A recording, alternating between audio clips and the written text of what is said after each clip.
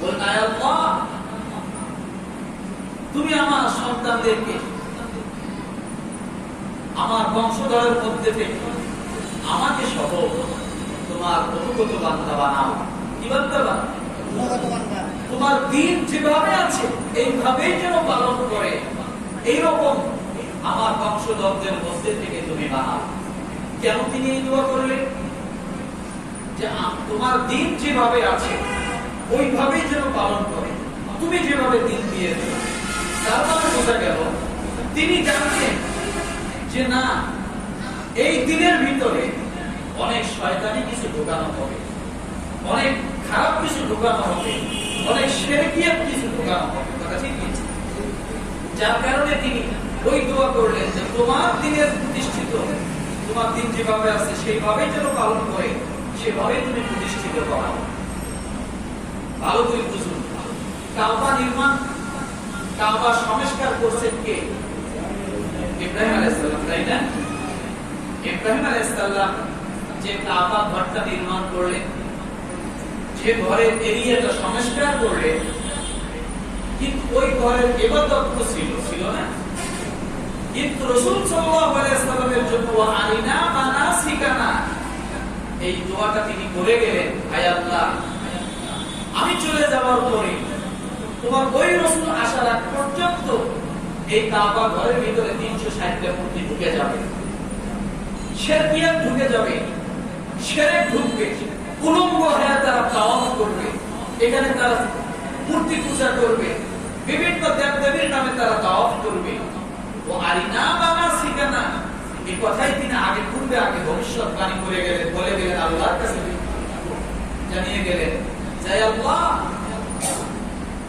তুমি ওই রকম প্রতিষ্ঠিত করো, ওই রকম ভাবে তুমি ইবাদত করো যেভাবে তুমি তোমার দিন ছিল। যার কারণে তিনি কাবা ঘরটাই শুধু নির্মাণ করলেন, সংস্কার করলেন, এবং তার পূর্বে যত শয়তানি ছিল তিনি সেগুলোকে বন্ধ করলেন। কিন্তু তিনি যখন থাকবেন না, তারপর আবার কি হবে? ওই খারাপ কাজগুলো, ওই শয়তানিগুলো, ওই শিরকগুলো আবার কি হবে? কাবার ভিতরে ঢুকে যাবে।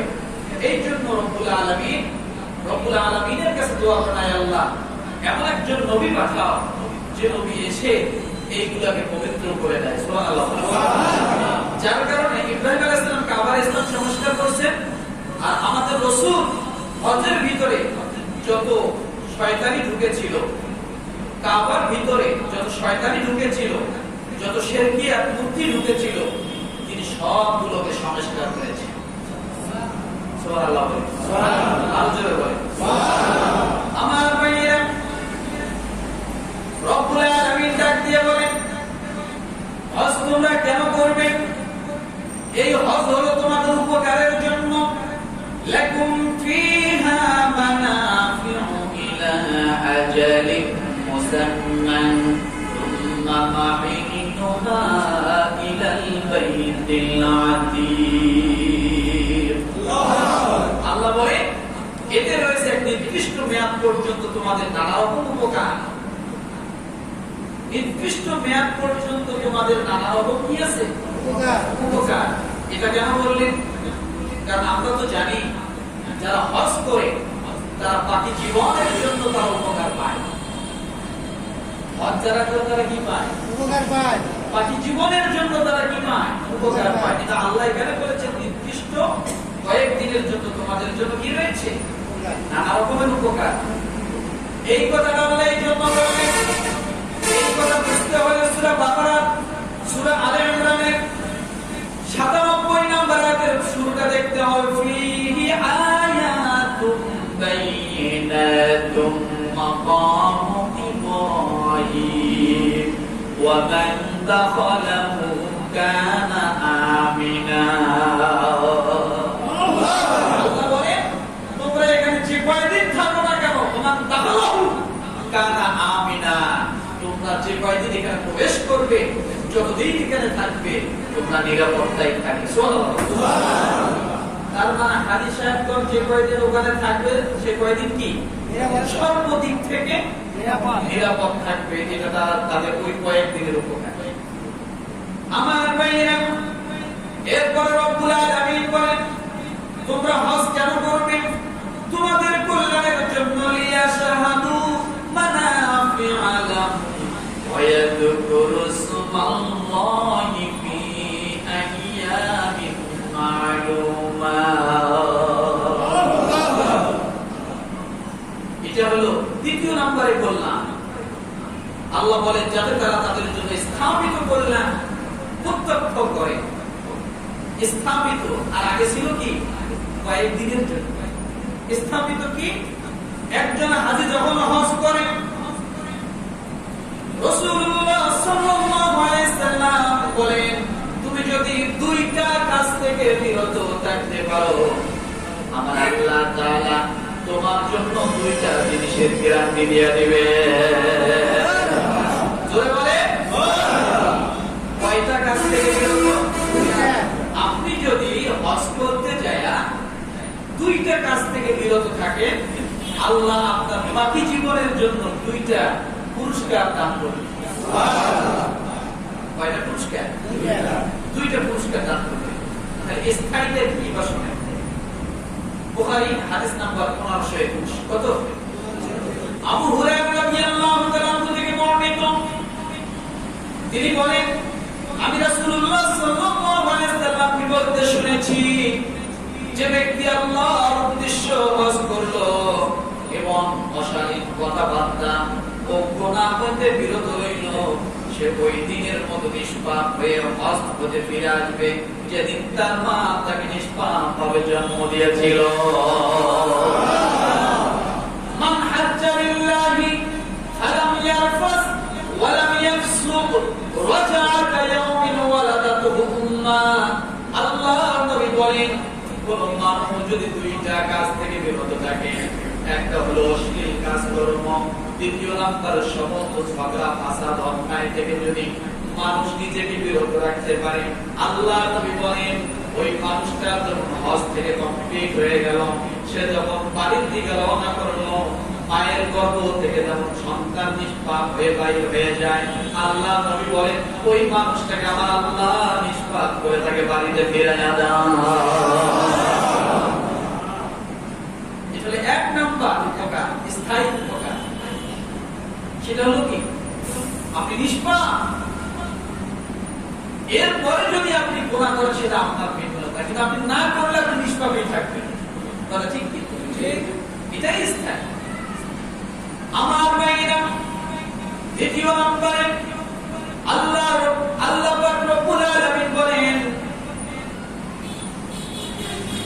সূরা আল-ইমরানের 96 নম্বর আয়াতে বলেছেন, ইন্না আউওয়ালা বাইতিন উদিআ লিন-নাসি লাল্লাযী বিবাক্কাতা মুবারাকান ওয়া হুদাল লিল-আলামিন।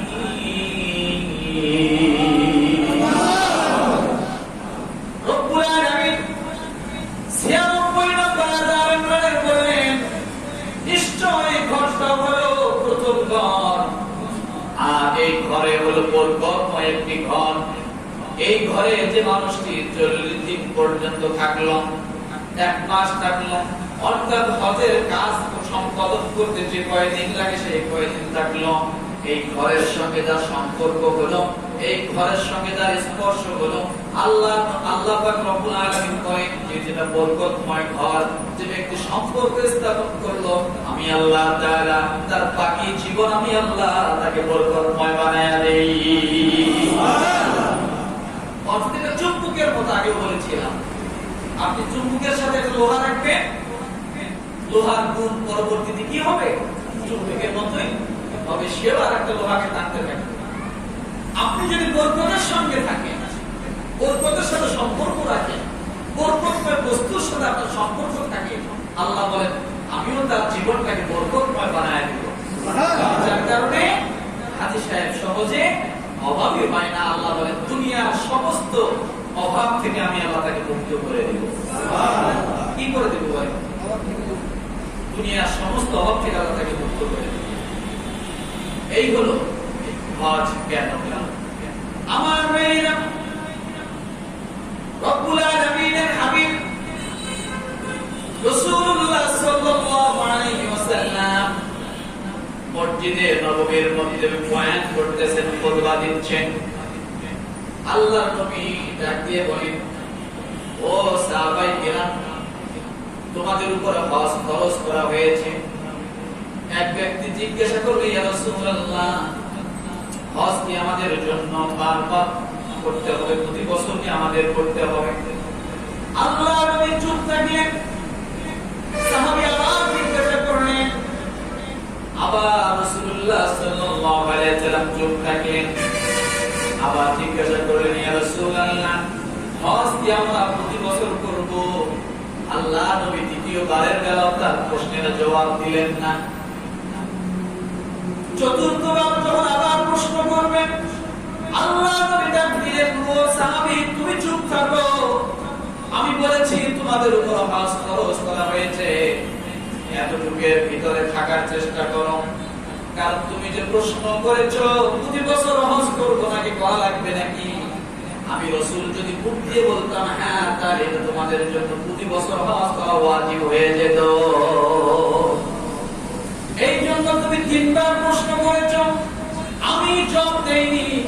তোমরা অতিরিক্ত প্রশ্ন করবা না, অতিরিক্ত কিছু জানতে চাবা না, কারণ তোমাদের পূর্বেকার লোকেরা বেশি প্রশ্ন করার কারণে নিজেরা ধ্বংস হয়ে গেছে। কি হয়ে গেছে? কি হয়ে গেছে? আমাদের সমাজে এমন কিছু ব্যক্তি আছে, কথা নাই, বার্তা নাই, সময় নেই, অসময়ে হঠাৎ এসে প্রশ্ন করে বসে। আর কথায় কথায় দলিল কি চায়, কথায় কথায় দলিল চায়। এগুলো বেয়াদবের এক আলামত। কিসের আলামত? কিসের আলামত? বেশি দলিল চেয়েছিল আবু জেহেল। কে বলেন? কে চেয়েছিল? আবু বকর কোনদিন দলিল চাননি। আবু বকর রাদিয়াল্লাহু আনহু কি চাননি? যার কারণে আবু বকর রাদিয়াল্লাহু আনহু সিদ্দিক হয়ে গেছে। আর দলিল চাওয়া ব্যক্তিটা কি হয়েছে? লাআনতে পরিণত হয়েছে। রাসূল যখন মিরাজ থেকে আসলেন, সকালবেলা পা পা করে আবু জেহেল যা বলে, মুহাম্মদ, আমি আবু জেহেলের ভাষায় বলছি, আবু জেহেলের ভাষায়, কাফেরদের ভাষায় যদি রাসূলের নাম আসে, এখানে সাল্লাল্লাহু আলাইহি ওয়াসাল্লাম না বললেও চলে। বলছে, মুহাম্মদ, বলছে, জি বলেন চাচা, আজকে কি খবর আছে তোমার বলো। আজকে তো দারুণ মজার খবর। বলে কি? আজকে আমি মিরাজে গিয়েছিলাম, আল্লাহর সঙ্গে সাক্ষাতে গিয়েছিলাম। এই কথা শুনে এখন মুহাম্মদের এতদিন মাথা ছিল অর্ধেক পাগল, পুরোটা পাগল হয়ে গেছে, দৌড় দিয়ে চলে গেছে। কৌতূহল বশত এটা মজা করার জন্য, রাসূলকে ছোট করার জন্য, খাটো করার জন্য সবচেয়ে নিকটতম বন্ধু আবু বকর সিদ্দিকের কাছে যা বলছে, শুনছো তোমার বন্ধু কি হয়েছে? তুমি কার সাথে চলো জানো? পাগলের সাথে চলতেছে। বলে, কেন? তোমার বন্ধু নাকি আজকে আশা আজিমে চলে গেছে, আল্লাহর সঙ্গে সাক্ষাৎ করেছে, সাত আসমান ভেদ করে গেছে। আবু বকর সিদ্দিক রাদিয়াল্লাহু তাআলা বললেন, আবু জেহেল এটাকে রাসূলের মুখ থেকে তোমার নিজ কানে শুনেছো? আবু জেহেল বলল, আমি এইমাত্র শুনে আসলাম। আবু বকর সিদ্দিক রাদিয়াল্লাহু তাআলা বললেন, আবু জেহেল, যদি এটা আমার রাসূলের জবান থেকে শুনে আসো, আল্লাহর কসম করে বলি, আমার রাসূল সত্য বলেছে, কোনদিন মিথ্যা বলে না। আবু বকর রাদিয়াল্লাহু আনহু এবার রাসূলের কাছে এসে বলছে, দলিল দেন, আপনি মনে করে গেছেন। না, দলিল চাইছে না, নো, কথায় কথায় দলিল দেওয়া যায় না। আর দলিল চাও, আপনার পকেটে আপনারই টাকা, 100 টাকার 5টা নোট আছে, পকেট থেকে হারিয়ে গেছে। এখন কেউ পাইছে, পাওয়ার পরে যদি আপনি বলেন যে ভাই আমার তো কিছু টাকা হারিয়েছে, তখন ওই ব্যক্তি বলল, আমি টাকাটা পাইছি। এখন যদি আপনি বলেন তাহলে এই টাকাটা আমার, এই 500 টাকা আমার, 5টা নোট 100 টাকার এটা আমার, ওই ব্যক্তি যদি বলেন যে তোমার যে টাকা এর প্রমাণ দাও, আপনি কি প্রমাণ দেবেন? এখন যদি বলেন টাকার মধ্যে যে নাম্বার লেখা আছে, আছে না? বলে হ্যাঁ, এটা তো তোমার টাকা, এই নাম্বার বলো। টাকার মধ্যে নাম্বার দেওয়া আছে, আছে। এখন যদি বলে এই টাকাটা তো তোমার, তাহলে টাকার মধ্যে নাম্বার আছে, নাম্বার বলো, তাহলে তোমাকে টাকা দিয়ে দেব। পারবেন বলতে? না। বলতে না পারলে তাই বলে কি টাকা আপনার না? তাই বলে টাকা আপনার না? আপনার। আমার ভাই না, এই জন্য কথায় কথায় আমরা কি চাবো না, দলিল চাবো। রাসূল নিজে নিষেধ করলেন তোমরা এত প্রশ্নকারী হয়ে না, এত দরিদ্রতা চেয়ে না। এই জন্য কিছু কিছু সময় আলেমরা যখন কোন প্রশ্নের উত্তরে চুপ থাকে তখন আমাদেরকেও চুপ থাকা উচিত। এমন কিছু প্রশ্ন হাও বলা যায় নাও বলা যায় না। রাসূলের এমন জীবনীতে নাই, নাই? সাহাবায়ে কেরাম এমন কাজ করছে, রাসূল হাও বলতেছে না নাও বলতেছে, প্রশ্ন করছে, রাসূল হাও বলে না নাও বলে। ওটা সব আল্লাহর উপর ছেড়ে দিতে হয়। কিসের উপর ছেড়ে দিতে হয়? আমার ভাইরা, আল্লাহ নবী জনাবে মুহাম্মদ রাসূলুল্লাহ সাল্লাল্লাহু আলাইহি সাল্লাম বলেন, সাহাবী আল-আকরা বিন হাসিব রাদিয়াল্লাহু তাআলা নবী করিম সাল্লাল্লাহু আলাইহি সাল্লামের নিকট জিজ্ঞাসা করেন, আল্লাহ রাসূল হজ কি প্রতি বছর না মাত্র একবার? তিনি বলেন, বরং একবার মাত্র, এরপর অধিক যদি তোমরা হজ করো তাহলে সব নফল। জীবনে একবার ফরজ। হজ কি জীবনে একবার ফরজ। তাহলে হজ কেন এই কথাটা বলেছিলাম? হজ এই জন্য যেটা আল্লাহর হুকুম, ফরজ ইবাদত, তাই আমরা কি করব? হজ পালন করতে হবে। হজে কোনো কারখানা তো করা যাবে না। আমার ভাইরা, রব্বুল আলামিন ডাক দিয়ে বলেন, ওয়ালিল্লাহি আলান নাসি হিজ্জুল বাইতি মান ইসতাতাআ ইলাইহি সাবিলা। দ্বিতীয় নম্বর আসলাম, হজ কে করবে? মনে আছে হজ কি? হজ কেন? হজ কে করবে? সূরা আল-ইমরান আয়াত নাম্বার 97 আল্লাহ বলে, মান ইসতাতাআ ইলাইহি সাবিলা। যারা সেখানে উপস্থিত হওয়ার সামর্থ্য রাখে তারাই হজ করবে। যারা ওখানে উপস্থিত হওয়ার সামর্থ্য রাখে তারাই কি করবে? হজ করবে। এখন এই সামর্থ্য বলতে কি বোঝায় একটু ব্যাখ্যা করি, খুব ভালো করে বোঝেন। বর্তমান হজ করতে কত টাকা লাগতেছে এবছর? 7.5 লক্ষ বা 8 লক্ষ টাকাই ধরলাম। দিন যা আরো বাড়বে, কথা ঠিক না? আর যত শয়তানি কাজ হলো ধর্মের মধ্যে, আপনি বেড়াইতে যান এত টাকা লাগবে না, লাগবে না। ঘুরতে যান এত লাগবে না, হজ করতে যাচ্ছে তাই এত লাগবে। মানুষের জন্য দিন দিন ইবাদত কঠিন হয়ে যাচ্ছে। কি হয়ে যাচ্ছে? সেখানে যাওয়ার মতো যার সামর্থ্য আছে সে কি করবে? হজ করবে।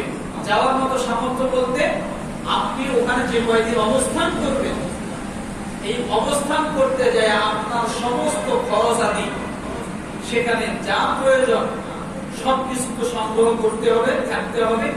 পাশাপাশি আপনি যদি আপনার পরিবারের প্রধান হন, আপনার অধীনস্থ যদি আপনার পরিবারের লোকজন থাকে যা আপনার ইনকাম খায়, আপনাকে ভরণ পোষণ দিতে হয়, এমন পরিবারের লোকজন যদি থাকে, তাহলে আপনি যে কয়দিন সেখানে অবস্থান করবেন আর যে কয়দিন বাড়িতে থাকবেন না, আপনি এই কয়দিনের জন্য তাদের পুরো ভরণ পোষণের ব্যবস্থা সবকিছু কমপ্লিট করা এবং সেখানে যাওয়া আসা সমস্ত খরচ বহন করা, সব মিলিয়ে যদি আপনার কাছে ওই পরিমাণ অর্থ থাকে, তাহলে আপনার উপরে কি হবে?